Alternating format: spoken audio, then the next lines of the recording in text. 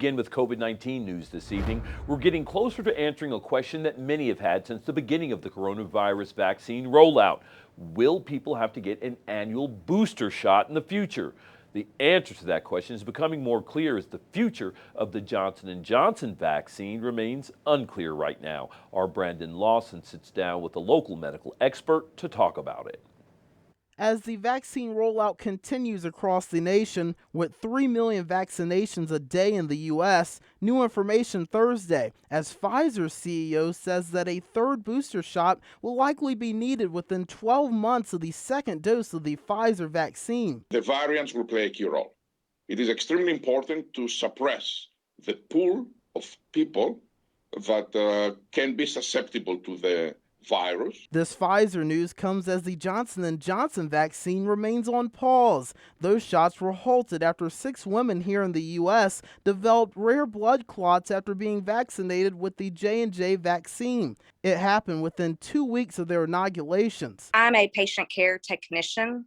Bluefield native and healthcare professional Kristen Flack received a dose of the Johnson & Johnson vaccine just 2 days before the pause. Do you have any regrets about getting this vaccine, and are you nervous at all?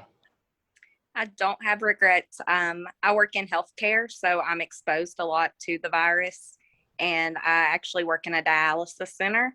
So my patients are very high risk, and if I can do my part to try to protect from bringing the virus into them, then that's part of my job, and I don't regret it.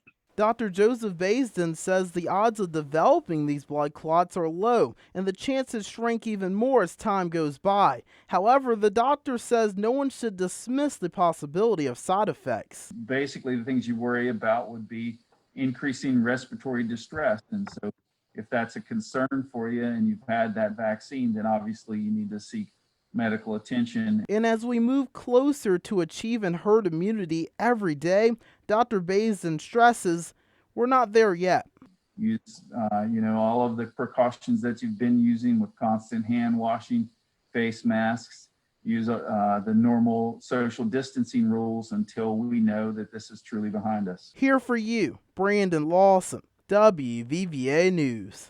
All right, thank you for that report, Brandon. Right now, there is no word from the CDC or the Food and Drug Administration about when the pause on that Johnson & Johnson vaccine will be lifted.